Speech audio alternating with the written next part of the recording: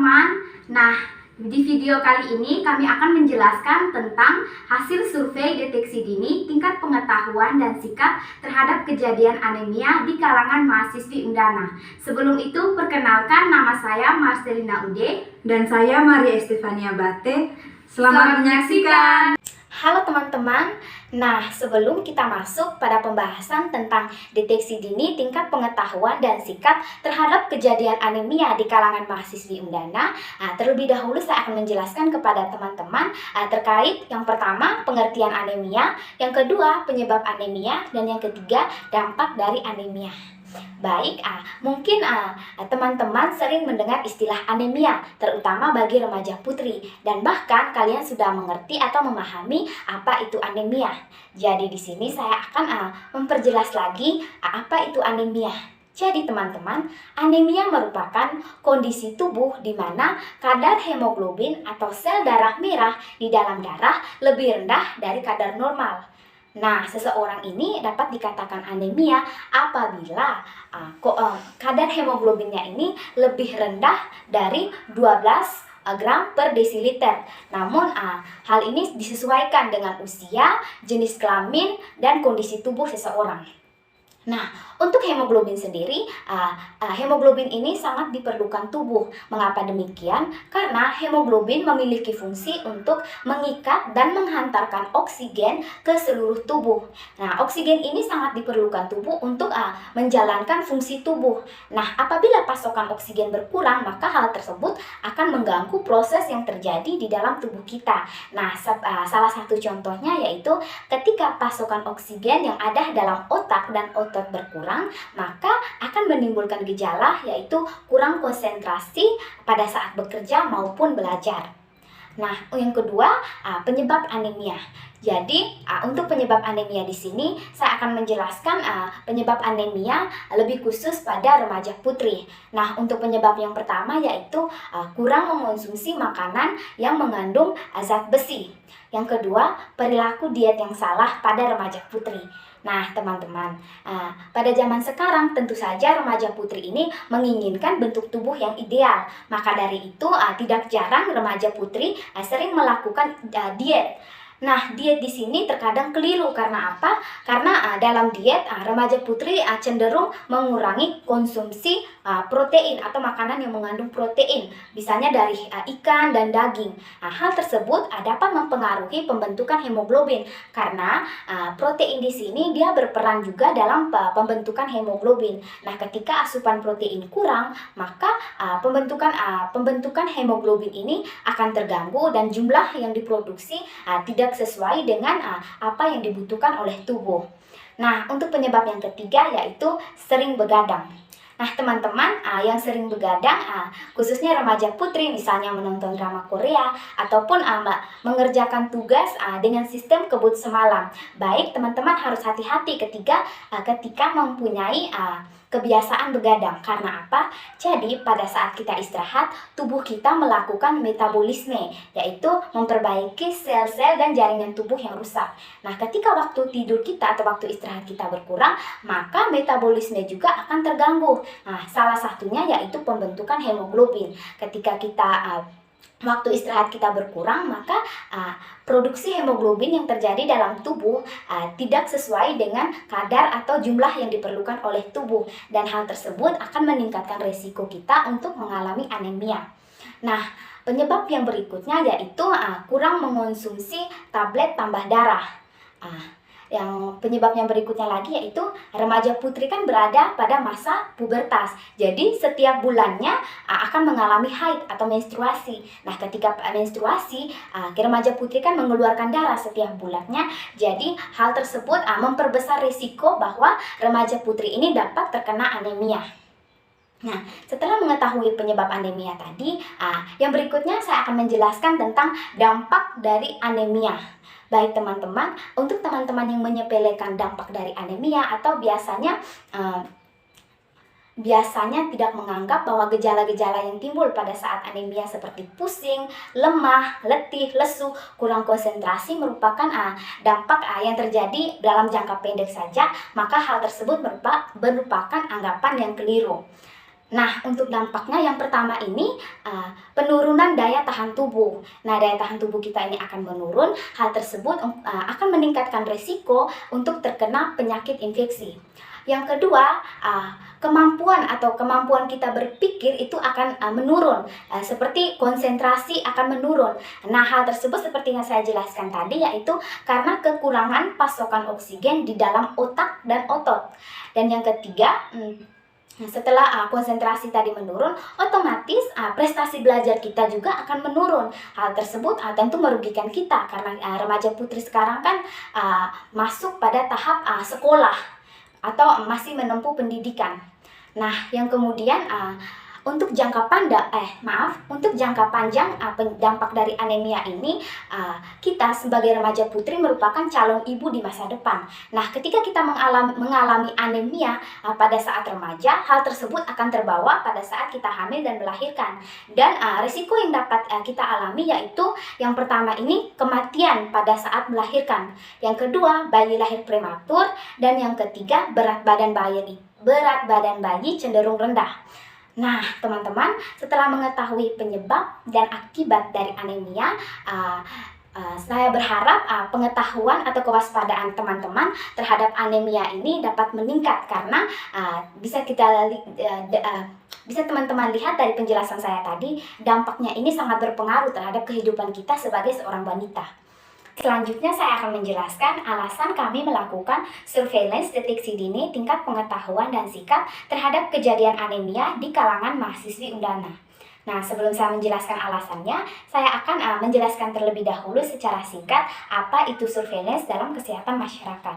Nah, teman-teman, surveillance merupakan kegiatan pencatatan dan pelaporan yang dimulai dari pengumpulan data, pengolahan data, penyajian data, analisis data, dan penyebarluasan informasi kepada pihak yang membutuhkan secara terus-menerus dan tepat waktu untuk kebutuhan pengambilan kebijakan. Nah, yang berikutnya ini kesimpulannya, jadi ketika kami melakukan pengumpulan data deteksi dini tingkat pengetahuan, kemudian data tersebut kami olah dan disajikan dalam bentuk tabel atau grafik yang kemudian dari tabel dan grafik itu kami analisis. Nah, hasil analisis tersebut akan kami sebarluaskan kepada teman-teman atau pihak-pihak yang membutuhkan. Nah, berikutnya alasan kami melakukan deteksi dini. Yang pertama, remaja putri atau mahasiswi ini termasuk kelompok rentan. Mengapa demikian? Nah, remaja kan masuk pada tahap pertumbuhan seperti yang saya jelaskan tadi. Jadi, kebutuhan asupan zat gizi kan sangat diperlukan untuk pertumbuhan. Namun seringkali karena perkembangan zaman ataupun gaya hidup, maka remaja sering melakukan perilaku diet yang salah, dan hal tersebut dapat meningkatkan risiko untuk terkena anemia. Yang kedua juga, kenapa remaja termasuk kelompok rentan? Karena setiap bulannya kita remaja ini mengalami menstruasi, dan hal tersebut memperbesar risiko untuk mengalami anemia. Nah, yang berikutnya alasan kami melakukan deteksi dini yaitu untuk mengetahui sejauh mana tingkat keberhasilan intervensi yang dilakukan selama ini pada saat sekolah, yaitu edukasi tentang anemia, pemberian tablet tambah darah. Apakah hal tersebut masih diterapkan oleh remaja putri ketika mereka memasuki jenjang yang berikutnya, yaitu pada bangku perkuliahan, ataukah hal tersebut sudah masuknya hanya diterapkan pada saat mereka SMA atau SMP. Nah, kemudian setelah kami mengetahui apakah langkah intervensi ini sudah tepat ataukah belum, dan jika belum, kemudian kami menilai secara kelompok apa yang menjadi alasan kenapa hal tersebut ini masih belum berhasil atau langkah intervensi ini belum diterapkan sampai pada jenjang yang berikutnya, yaitu dalam bangku perkuliahan. Baik, jadi di sini saya akan melanjutkan untuk menjelaskan mekanisme pengerjaan. Untuk mekanisme pengerjaan sendiri, yang pertama kami lakukan dengan membuat kuesioner. Kuesioner yang kami buat ini berisi 10 pertanyaan dengan 6 pertanyaan mengenai pengetahuan dan 4 pertanyaan mengenai sikap. Dengan jawaban yang benar kami beri nilai 5 dan jawaban yang salah kami beri nilai 0. Untuk kuesioner yang kami buat ini, kami tidak menggunakan kuesioner fiktif. Semua kuesioner yang kami buat ini berasal dari responden. Kemudian untuk penyebarluasan kuesioner yang telah kami buat, kami menyebarluaskannya melalui WhatsApp sebagai medianya dengan memanfaatkan grup kelas yang ada juga dengan grup mahasiswi Undana. Setelah menyebarluaskan kuesioner ini, kami kemudian mendapatkan sebanyak 45 responden yang kemudian kami ambil sebanyak 40 responden yang akan kami analisis. Setelah mendapatkan data dari responden yang telah kami pilih tersebut, maka data ini kemudian kami gambarkan dalam diagram batang yang dimana data ini sebelum kami masukkan ke dalam diagram batang telah kami kalkulasi terlebih dahulu. Yang kemudian hal ini akan menjadi sebuah informasi yang akan kami sebarluaskan kepada masyarakat dengan memanfaatkan media sosial yang ada seperti Facebook, YouTube, maupun Instagram. Selanjutnya ini kami akan menjelaskan tentang tabel yang telah kami sajikan. Saya akan menjelaskan tabel berdasarkan jenis kelamin dan pekerjaan dan tabel berdasarkan usia.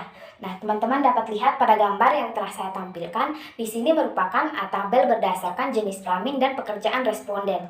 Nah, untuk jenis kelamin, semua responden kami berjenis kelamin perempuan. Sedangkan untuk pekerjaan, semua responden berstatus atau pekerjaannya sebagai mahasiswi. Kemudian tabel yang kedua yaitu tabel berdasarkan usia. Nah, usia yang kami gunakan di sini yaitu 18 sampai 21 tahun atau remaja yang berada pada tingkat remaja akhir. Kemudian untuk jumlahnya teman-teman dapat lihat responden yang berusia 18 tahun terdapat 8 responden, 19 tahun ada 15 responden, responden yang berusia 20 tahun ada 10 responden, dan responden yang berusia 21 tahun ada 7 responden. Selanjutnya tabel berikutnya akan dijelaskan oleh teman saya.